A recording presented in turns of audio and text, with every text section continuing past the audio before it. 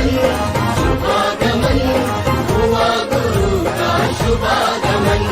सुस्वागतम सुस्वागतम भक्त कहे गुरु सुस्वागतम।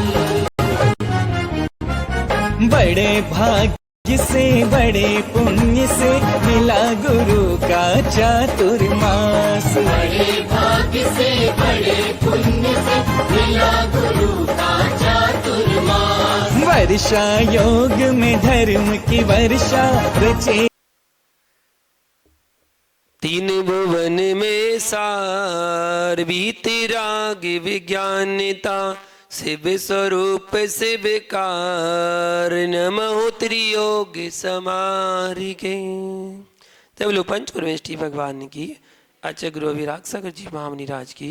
चर्या सुमणि आचार्य शिव शुद्ध सागर जी महामुनि राज की। अहिंसा में विश्व धर्म की।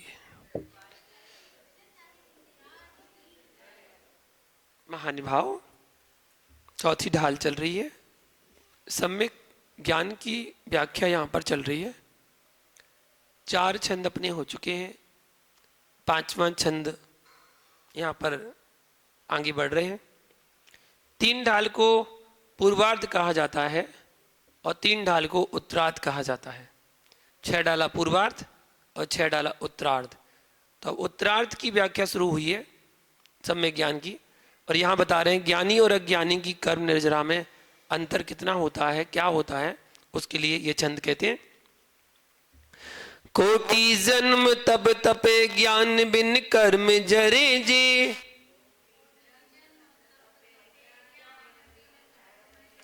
ज्ञानी के जिन माई त्रिगुप्ति दे सहज टरे ते। मुनि व्रत दार अनंत बार ग्रीवग उपजायो। पै निज आत्म ज्ञान बिना सुख लेस न पायो। बोलिए। कोटि जन्म तब तपे ज्ञान बिन कर्म जरे जे।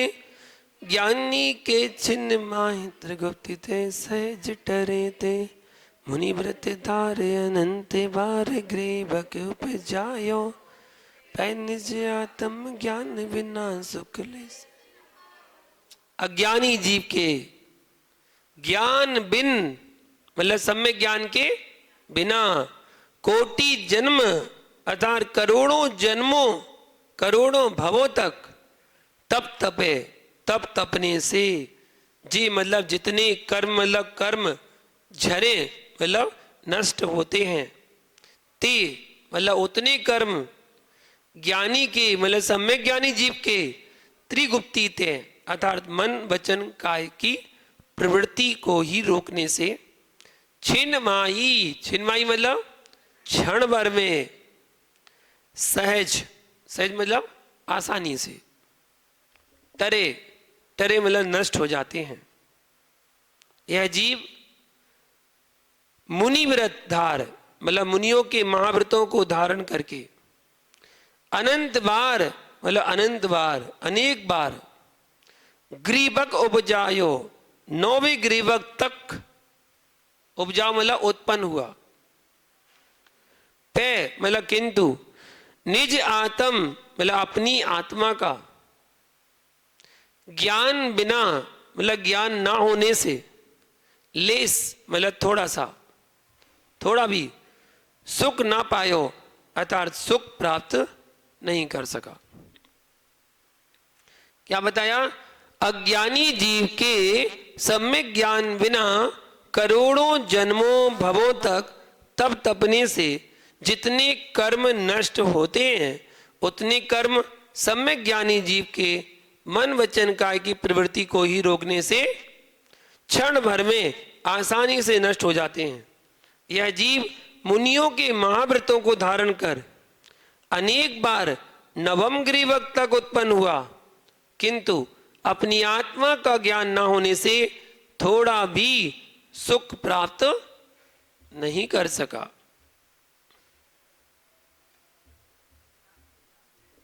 ज्ञानी और अज्ञानी में तप में क्यों अंतर है? क्या अंतर है? करोड़ों जन्म तपस्या करने के बाद भी अज्ञानी जीव के कर्मों की निर्जरा नहीं होती है। अज्ञानी को तपस्या से मोक्ष प्राप्त नहीं होता,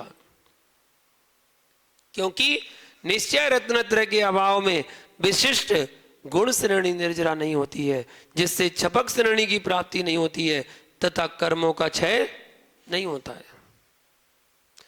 ज्ञानी जीव अभेद निश्चय रत्नत्रय के बल से गुण श्रेणी निर्जरा करके छपक श्रेणी आरोहण करता है तथा समस्त कर्मों की निर्जरा करके मोक्ष को प्राप्त करता है। और अज्ञानी जीव करोड़ों भाव में उग्र तप करके जितने कर्म का क्षय करता है, ज्ञानी जीव उतने ही कर्म त्रिगुप्ती से क्षण मात्र में क्षय कर देता है। मन वचन काय की हलनचलन क्रिया को रोक देता है, वो गुप्ती। गुप्ती किसे कहते हैं? सम्यक प्रकार से मन वचन काय की प्रवृत्ति को रोकना गुप्ती कहलाती है। यहां पर एक क्षण में बहुत कर्मों का क्षय करने वाला ज्ञानी किसे कहा है? तो यहां पर त्रिगुप्ती के धारक निर्ग्रंथ परम दिगंबर मुनिराजों को ज्ञानी कहा गया है। यहां पर अविरत समदृष्टि अथवा देशवृत्ति श्रावक को ज्ञानी नहीं कहा। यहां पर जो त्रिगुप्ती के धारक मुनिराज हैं उनको ही ज्ञानी कहा जा रहा है। ज्ञानी के ज्ञान से कर्म का क्षय होता है, ऐसा क्यों नहीं कहा? भैया कोरे ज्ञान से कर्मों का क्षय नहीं होता है, केवल किताबी पढ़ने से ज्ञान से कर्मों का क्षय नहीं होता है, किंतु सम्यक ज्ञान युक्त चारित्र से कर्मों का क्षय होता है। केवली भगवान केवल ज्ञान के बाद कुछ कम एक पूर्व कोटि काल तक विहार करते हुए एक भी प्रकृति का क्षय नहीं करते हैं, एक भी प्रकृति का क्षय नहीं करते हैं तथा 14वें गुण स्थान में कर्मों का क्षय करते हैं, क्योंकि वहां परम यथाख्यात चारित्र होता है। एक क्षण में एक साथ 14वें गुण स्थान का समय कितना है बताओ ज्ञानियों? 14वें गुण स्थान का समय कितना है? अंतर्मुहूर्त। ज्ञानी बताओ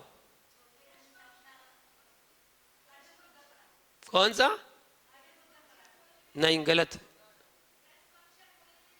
हाँ, 5 ह्रस्व अक्षर बोलने जितना समय लगता है उतना गुणस्थान 14वें गुणस्थान का समय होता है। अ इ उ री लिरी, बस इतना समय होता है 14वें गुणस्थान का। 13वें गुणस्थान में जब तक आयु है तब तक रहेगा, लेकिन 14वें गुणस्थान का समय ओनली 5 अक्षर ह्रस्व अक्षर बोलने में जो समय लगता है। आप इतना क्यों समझ रही हो? तो जितना बोले उतना सुनो ना। जब 14वें गुणस्थान की बात चल रही है तो चौथे गुणस्थान का क्यों बता रहे हैं? फिर मोक्ष की प्राप्ति हो जाएगी, मोक्ष चला जाएगा वो जीव, है ना। तो यहां पर त्रिगुप्ती के धारक मुनिराज को ज्ञानी कहा है। ज्ञानी के ज्ञान से कर्म का क्षय होता है, ऐसा क्यों नहीं कहा? भैया कोरे ज्ञान से कभी कर्मों का क्षय नहीं होता है। केवली भगवान केवल ज्ञान के बाद कुछ कम एक पूर्व कोटि काल तक विहार करते हुए एक भी प्रकृति का क्षय नहीं करते हैं, और 14 गुण स्थान पहुंच कर सबका क्षय कर देते हैं। एक पूर्व कोटि यहां पर क्यों बोला? क्योंकि कोई बालक 8 वर्ष की उम्र में मुनि दीक्षा लेता है और 8 वर्ष अंतर्मुहूर्त में मुनि दीक्षा हुई उसकी, और मुनि दीक्षा लेने के बाद अंतर्मुहूर्त में उसने केवल ज्ञान प्राप्त कर लिया। अंतर्मुहूर्त में केवल ज्ञान प्राप्त कर लिया और उसकी आयु थी एक पूर्व कोटि की, तो 13वें गुणस्थान कब तक रहेगा? वो एक पूर्व कोटि तक रहना पड़ेगा उसको केवल ज्ञान अवस्था में। दिव्य ध्वनि खिरती रहेगी उसकी एक पूर्व कोटि तक, और तब जाके उसका मोक्ष होगा, क्योंकि आयु तो उनकी पूरी भोगनी है।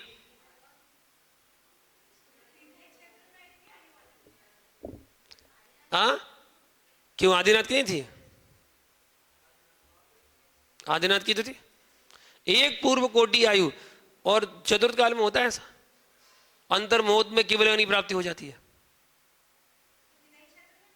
हाँ, वो तो वहां चतुर्थ गुण स्थान है ना, चतुर्थ स्थान जहां भी होगा वहां पर रहेगी। विदेश क्षेत्र तो हमेशा रहता है। वहां तो हमेशा ही चतुर्गुण स्थान रहता है, चौथा काल रहता है। क्या त्रिगुप्ती के धारक मुनिराज ही ज्ञानी है, शेष अज्ञानी है? सम्यक दर्शन से युक्त मति श्रुत अवधि मन पर्याय तथा केवल ज्ञान के धारी सभी जीवों को ज्ञानी कहते हैं। मिथ्या दर्शन से युक्त कुमति कुश्रुत कुअवधि ज्ञान के धारी सभी जीवों को अज्ञानी कहते हैं, क्योंकि वो कुज्ञान को धारण करने वाले हैं। यहां पर कर्म निर्जरा की अपेक्षा से कथन किया जा रहा है, इसलिए त्रिगुप्ती धारी मुनिराज को ज्ञानी कहा है। हाँ, इसलिए उनको ज्ञानी कहा जा रहा है, क्योंकि कर्म निर्जरा की संबंधित अपेक्षा से कथन किया जा रहा है कि कर्म निर्जरा किसकी होती है, तो त्रिगुप्ती धारी मुनिराजों की होती है। मिथ्या दृष्टि के ज्ञान को अज्ञान कैसे कहा? क्योंकि उनका ज्ञान ज्ञान का कार्य नहीं करता है, इसलिए उनको अज्ञान कहा गया है। ज्ञान का कार्य क्या है फिर? जाने हुए पदार्थ का श्रद्धान करना, यह ज्ञान का कार्य है। इस प्रकार का ज्ञान मिथ्या दृष्टि जीव में नहीं पाया जाता है, इसलिए उसके ज्ञान को ही अज्ञान कहा है, अन्यथा जीव के अभाव का प्रसंग आ जाएगा। दया धर्म को जानने वाले ज्ञानियों में वर्तमान मिथ्या दृष्टि जीव में तो श्रद्धान पाया जाता है, जिज्ञासा नहीं, क्योंकि दया धर्म के ज्ञाताओं में भी आप्त आगम और पदार्थ के प्रति श्रद्धान से रहित जीव के यथार्थ सिद्धांत के होने का विरोध है। ज्ञान का कार्य नहीं करने पर ज्ञान में अज्ञान का व्यवहार लोक में अप्रसिद्ध भी नहीं है, क्योंकि पुत्र के कार्य को नहीं करने वाले पुत्र में भी लोक के भीतर अपुत्र कहने का व्यवहार देखा जाता है। पिता का पुत्र है, पुत्र का धर्म है कि पिता की देखरेख करे, पिता का ध्यान रखे, और वह पुत्र पिता को लात मार के भगा दे, घर से बाहर निकाल दे, वृद्धाश्रम में छोड़ दे, चौराहे पर छोड़ आए, अनजान स्थान पर छोड़ के आ जाए पुत्र, तो उसको लोग क्या कहते हैं? ये तो पुत्र के नाम पर कलंक है, ये तो अपुत्र है, ये तो कुपुत्र है। लोक में बोला जाता है कि पुत्र जैसा वो है ही नहीं है, जो अपने कर्तव्य से विमुख हो गया है। तो क्या मिथ्या दृष्टि जीव का शास्त्र ज्ञान भी सम्यक ज्ञान नहीं होता?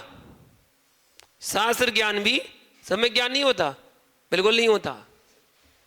11 अंगों का ज्ञान कर लेता है मिथ्या दृष्टि भी, 11 अंगों को पढ़कर भी उन्हें मिथ्या श्रुत समझता है, क्योंकि वह शास्त्रों को समझे बिना उनका अपनी इच्छा के अनुसार अर्थ करता है।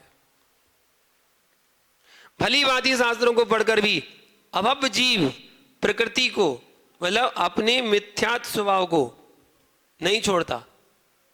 शास्त्रों को पढ़ने के बाद भी अपनी प्रकृति को नहीं छोड़ता।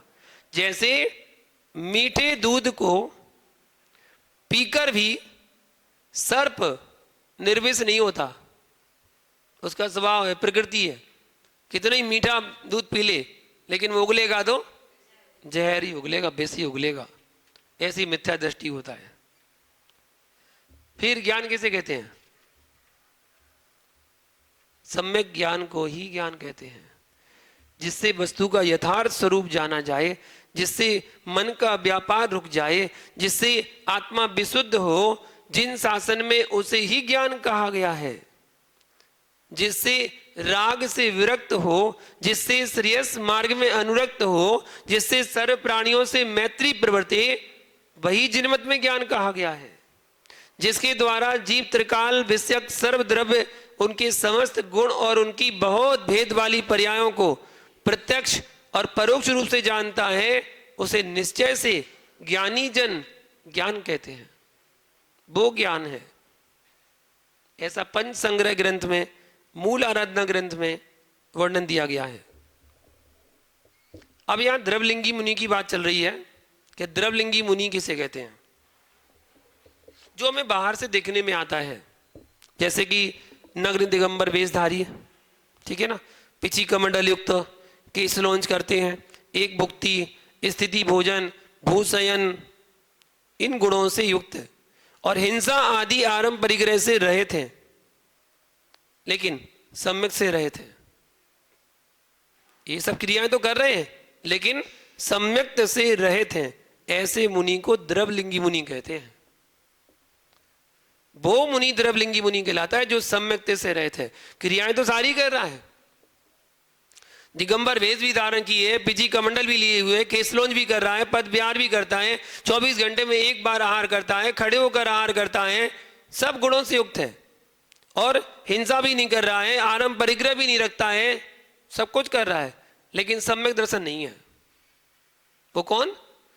द्रवलिंगी मुनि है वो।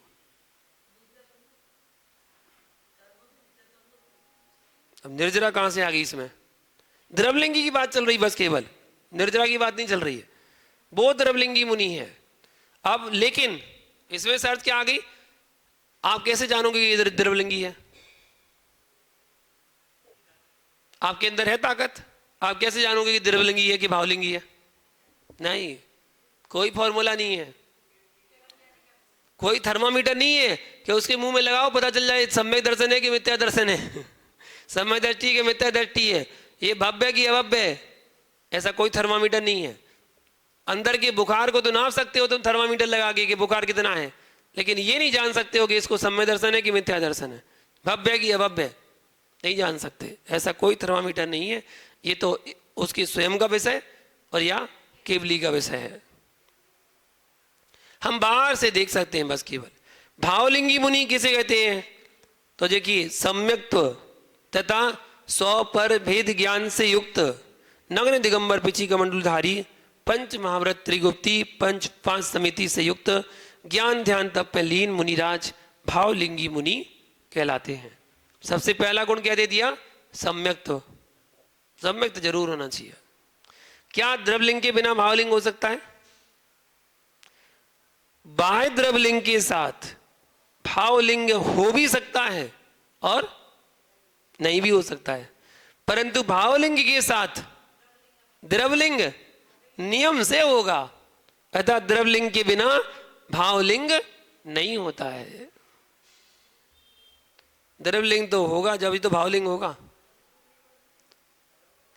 क्या हम भावलिंगी मुनियों को पहचान सकते हैं?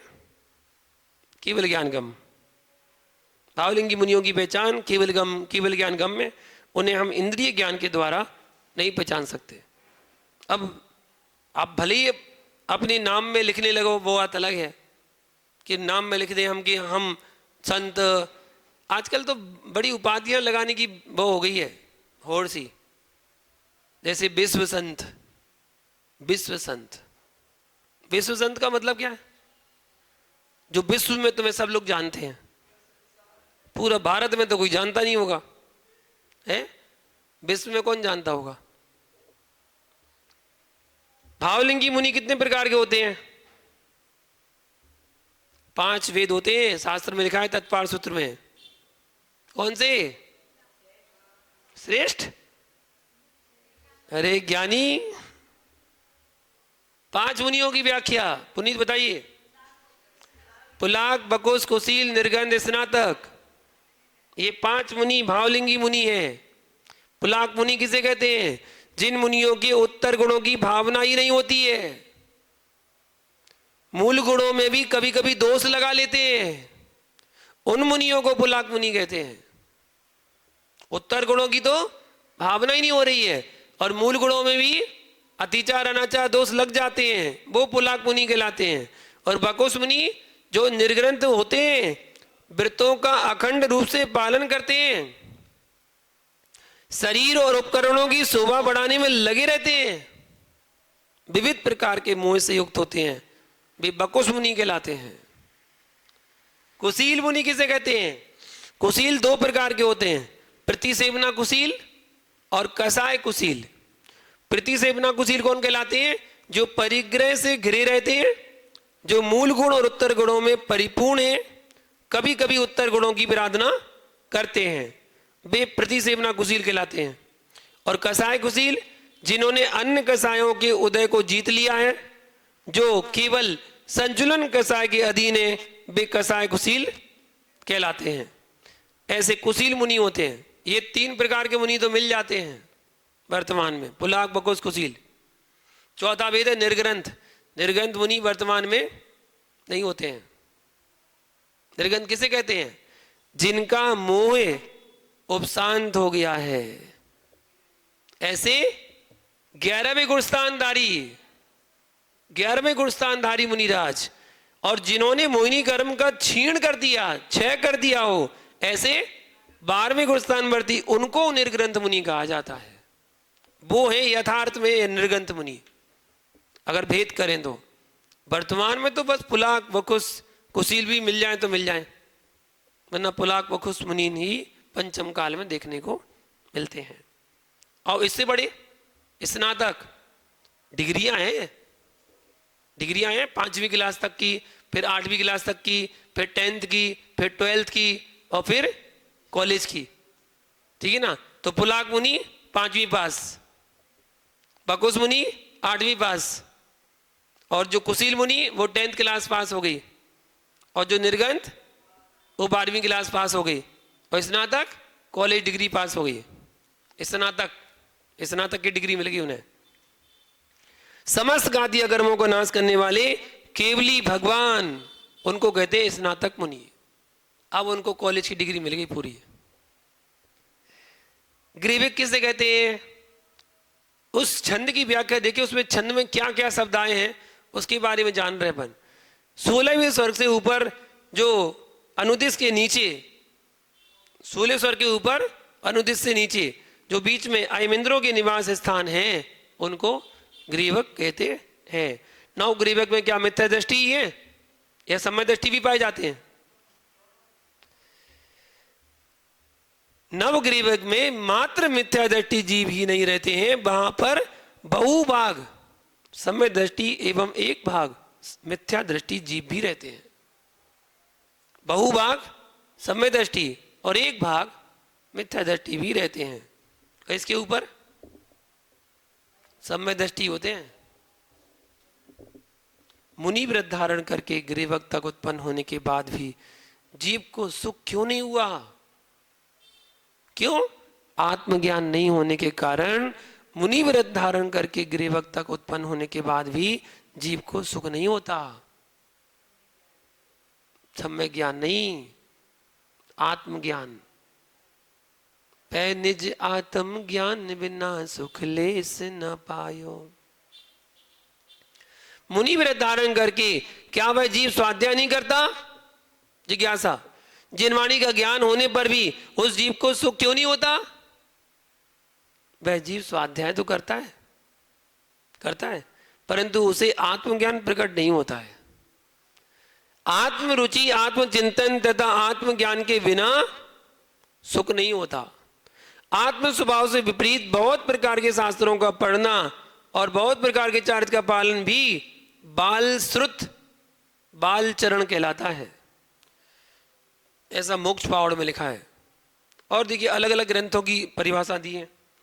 महादुर्धर तपस्चरण करता हुआ और सब शास्त्रों को जानता हुआ भी जो परम समाधि से रहे थे, वह शांत रूप शुद्धात्मा को नहीं देख सकता। ऐसा परमार्थ प्रकाश में कहा है। आराधना सार में कहा है, तप करो, संयम पालो, सकल शास्त्रों को पढ़ो, परंतु जब तक आत्मा को नहीं ध्याता तब तक मोक्ष नहीं होता। समय सार में कहा है, मात्र आचारांग आदि शब्द श्रुत ही एकांत से ज्ञान का आश्रय नहीं है, क्योंकि उसके सद्भाव में भी अभव्यों की शुद्धात्मा के अभाव के कारण ज्ञान का अभाव है। इस प्रकार इस छंद की व्याख्या यहां पर पूर्ण हुई। आगे एक छंद की व्याख्या करें। वो हाँ नहीं हुआ। हाँ, इसी कारण अगर सम्यक दर्शन हो जाता तो आत्म सुख हो जाता। चलिए एक छंद और पढ़ते हैं। सुकुल एवं जिनवाणी की दुर्लभता, मतलब अच्छा कुल और जिनवाणी की दुर्लभता कैसी है उसके बारे में बता रहे हैं। ताते जिन वर कथित तत्व अभ्यास करीजे, संशय विभ्रम मोह त्याग आपो लख लीजे। यह मानुष पर्याय सुकुल सुनी भोजिन वाणी। ये विधि गए न मिले सुमणि ज्यों उदधि समानी। बोलिए। ताते जिन बर कथित तत्व अभ्यास करीजे। संशय विभ्रम मोह त्याग आपो लख लीजे। यही मानुष पर्याय सुकुल सुनी भोजिन वाणी। ये विधि गए न मिले सुमणि ज्यों उदधि समानी।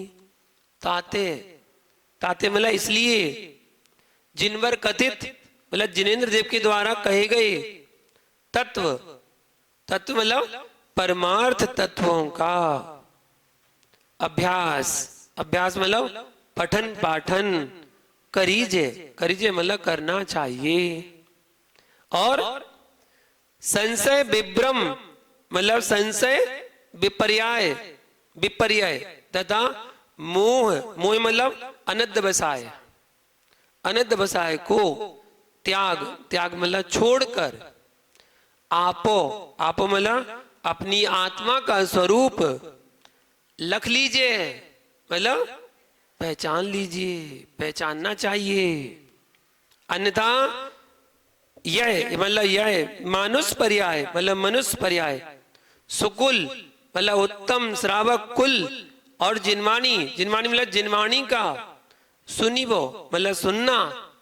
यह विधि ऐसा योग गए, गए मतलब बिगड़ जाने पर, बिगड़ जाने पर। उदधि, उदधि मतलब समुद्र में, समानी, समानी मतलब डूबे। सुमणि ज्यों मतलब असली रत्न के समान फिर ना मिले, ना मिले मतलब प्राप्त होना कठिन है। एक बार वो रत्न डूब गए तो दोबारा मिलना कठिन है। क्या कहा गया? इसलिए जिनेंद्र देव के द्वारा कहे गए परमार्थ तत्वों का पठन पाठन करना चाहिए और संशय विपर्यय तथा अनध्यवसाय को छोड़कर अपनी आत्मा का स्वरूप पहचानना चाहिए। अन्यथा यह मनुष्य पर्याय, उत्तम श्रावक कुल और जिनवाणी का सुनना ऐसा योग बिगड़ जाने पर समुद्र में डूबे असली रत्न के समान फिर प्राप्त होना कठिन है। जिनेंद्र भगवान द्वारा कथित तत्वों का अभ्यास क्यों करना चाहिए? आत्मज्ञान प्राप्त करने के लिए जिनेंद्र भगवान के द्वारा कथित तत्व का अभ्यास करना चाहिए। द्रव सुत के अभ्यास से भाव श्रुत होता है और उससे शुद्ध आत्मा की संवित्ति मतलब अनुभव होता है तथा केवल ज्ञान भी होता है। जो आत्मा इस समय प्राभृत को पढ़कर अर्थ और तत्व को जानकर उसके अर्थ में स्थित होगा वह उत्तम सौख्य स्वरूप होगा। निज द्रव्य को जानने के लिए भी जिनेंद्र भगवान ने अन्य 6 द्रव्यों को कथन किया है। अपने निज द्रव्य को जानना हो तो 6 द्रव्यों को कथन किया है, नए चक्र में बताया गया है। श्रुत भावना का फल जीवादि तत्वों के विषयों में अथवा हे उपाधि तत्व के विषय में संशय विमोह और विभ्रम रहित निश्चल परिणाम होना है। मुक्ति अभिलाषा करने वाले को मात्र ज्ञान भावना का चिंतन करना चाहिए जिससे अविनश्वर ज्ञान की प्राप्ति होती है। किंतु अज्ञानी प्राणी ज्ञान भावना का फल रिद्धि आदि की प्राप्ति समझते हैं, सो उनके प्रबल मोह की महिमा है। अज्ञानी लोग चाहते हैं कि रिद्धियां मिल जाएं, ज्ञानी तो अपने चिंतन करता है, ज्ञान भावना का चिंतन करता है और अविनश्वर ज्ञान की प्राप्ति होती है उसे। किस विधि के द्रव्य स्रोत से आत्मज्ञान की प्राप्ति होती है? तो संशय, विभ्रम और अनध्यवसाय। विभ्रम को विपर्याय भी कहते हैं और अनध्यवसाय को विमोह भी कहते हैं। इनको छोड़कर द्रव्य स्रोत का अभ्यास करने से आत्मज्ञान की प्राप्ति होती है। क्योंकि संशय विपर्य और अनंत व्यवसाय से रहित ज्ञान ही सम्यक ज्ञान कहलाता है। क्या होता है संशय विपर्य अनंत व्यवसाय, तीनों के बारे में समझें। संशय विरुद्ध के अनेक कोटि का स्पर्श करने वाले ज्ञान को संशय कहते हैं। जैसे समुद्र में कोई चीज चमक रही है तो अब उसको देखकर सफेद सफेद है, अब उसको देखकर संशय करना ये सीप है कि चांदी है, सीप है या चांदी है। दूर किसी की छत पर झंडा लहरा रहा है, सफेद सफेद दिख रहा है उड़ता हुआ, अब उसको देखकर संशय करना कि ये बगुला है या झंडा है। संशय चल रहा है, अभी पक्का नहीं है। विपर्य क्या है? एक कोटि के निश्चय करने ज्ञान को विपर्य कहते हैं। अब एक कोटि निश्चय कर लिया, था तो झंडा बगला है, था तो सीप बोल दिया चांदी है, ये कौन सा ज्ञान हो गया? विपर्य है, विपरीत हो गया। और अनंत विषय किसे कहते हैं? कुछ है, कुछ है, ऐसे प्रतिभास को अनंत विषय कहते हैं। क्या है ये नहीं पता, लेकिन कुछ है। जैसे कि आप मार्ग में चल रहे थे, रास्ते में जा रहे थे और अचानक कोई तृण आपको पीछे से लगा, ठीक है, तृण वगैरह का ज्ञान हुआ, कुछ है। क्या है? पलट के देखा, कुछ नहीं दिखा, कुछ तो लगा था, लेकिन कुछ तो लगा था, कुछ तो है, लेकिन क्या है? वो अनंत व्यवसाय कहलाता है। तो संशय विपर्य अनंत व्यवसाय से रहित जो ज्ञान होता है वो सम्यक ज्ञान कहलाता है। आत्म कल्याण के साधन किस प्रकार दुर्लभ है? जिस प्रकार से श्रेष्ठ मणि के अथाह समुद्र में गिर जाने पर उसका पुनः मिलना दुर्लभ है, उसी प्रकार मनुष्य पर्याय, जैन कुल और देवसास गुरु का समागम मिलने पर भी यदि सम्यक प्राप्ति नहीं किया तो यह मानव पर्याय, जैन कुल और जिनवाणी का श्रवण पुनः मिलना दुर्लभ है। इसलिए शीघ्र अपना कल्याण करके इस जीवन को सार्थक कर लेना चाहिए। उत्तम कुल किसे कहते हैं? जैन कुल को उत्तम कुल कहते हैं, क्योंकि उत्तम कुल वही होता है जिस कुल में सदाचार, अणुव्रत तथा महाव्रत के साथ मोक्ष मार्ग का अनुसरण किया जाता है, वही उत्तम कुल कहलाता है। आगे ज्ञान की महिमा और उसका कारण और विवेक प्राप्ति, इसकी व्याख्या कल जानेंगे। आज के लिए इतना ही। जय बोलो शांतिनाथ भगवान की।